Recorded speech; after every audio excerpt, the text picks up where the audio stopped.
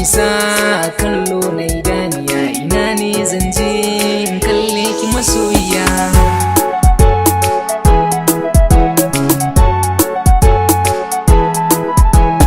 Kin min isa kallo na idaniya, ina ne zan je in kalle ki masoyiya. Wayo ni wayo zafi raina, san babu dadi a labarina, zuciya ta ci raina kuna, ni menene ma yake damuna. Rana da zafi inuwa kuna, na yada shawari na abokaina, ni a zatona ba sa sona, to ga kaɗan daga labarina, ina zan ganki a bar sona.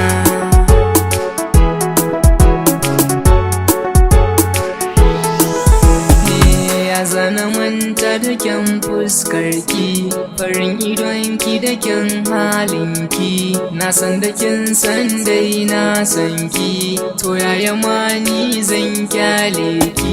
Ni ba raina fatan karki, ina tuno da nasuwarki, shi ne ke kara mini sanki, kin mini nisa ina zan ganki, hawaye nake duk asilarki.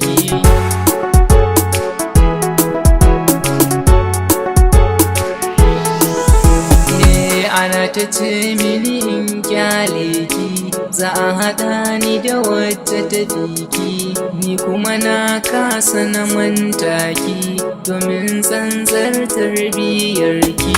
Kina bin umarnin iyayenki, ba kya tsoron su ya ɓata kanki, don haka kika ce in kyale ki, ni kuwa kullum ina ta mafarki, bancin abinci duk asilarki.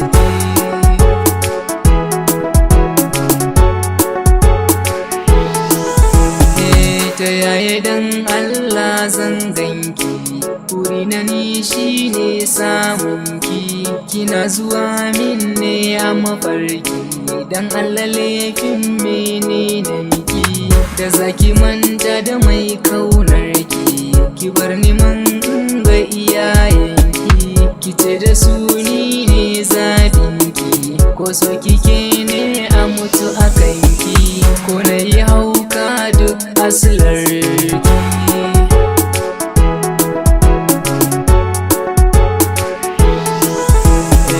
Karki manta da alkawarina, kin ce da ni sam kar da na damu, domin kin karbi soyayya na, tunda da soyayyar ki na kamu.